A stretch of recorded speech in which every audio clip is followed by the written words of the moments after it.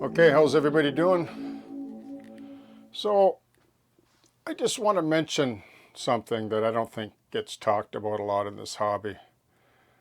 And that is how to burn down your house, basically, with a model railroad. Like, look, there's always going to be problems with a model railroad because it's electrical.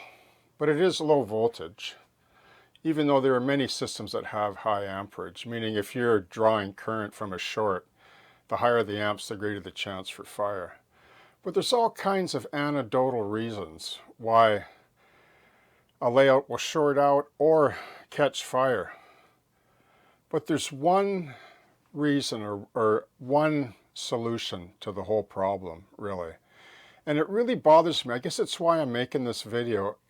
Like when you hear about fires with model railroads and then all you hear is, the person or people or persons give all these anecdotal reasons like don't use this or don't use that, don't use foam, don't use flammable products.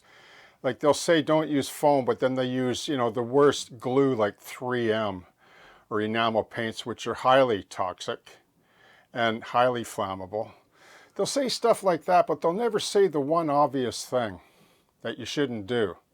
And this is to all the grandparents and the parents that get your kids into this hobby, to teach them one thing.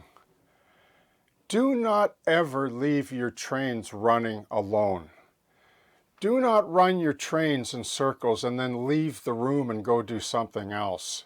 I think it says that like in starter kits, like do not leave unattended.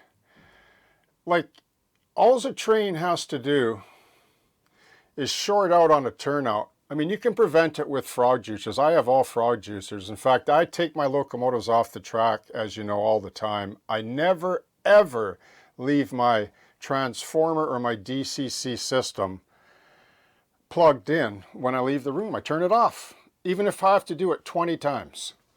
And I use lights and cameras and all kinds of electronic equipment in my studio, and I never, ever leave my layout unattended while it's plugged in. Sorry, I don't. And if somebody can't say that, just come out and say that because they had a problem, they almost burned their house down or they melted down their layout, then I have a problem with them not saying it. So that's why I'm saying it. So if you're going to enjoy this wonderful hobby that we all share, do not leave your trains running unattended. You're just asking for trouble. And if your house burns down or your layout burns up, maybe admit that. Tell it as it is, especially on a public platform. Don't make up, dozens of reasons what you should or should not do, because every layout's not going to be perfect and wiring can be challenging. But at least if you're attending the layout when it's plugged in, you'll see if something happens. And if you unplug it completely, turn the power bars off, nothing will happen. Your layout won't catch fire and your house won't burn down. Because why? The one main thing that anyone should teach, especially if you have a public platform on YouTube in this community, do not ever leave your model railroad train running and then go upstairs and make tea or coffee or do whatever you do. Don't do it. And teach your children that too. Drill it into their head if you have to. Do not ever leave your model railroad running unattended. You're just asking for trouble. So other than that, I hope that everybody has a great day.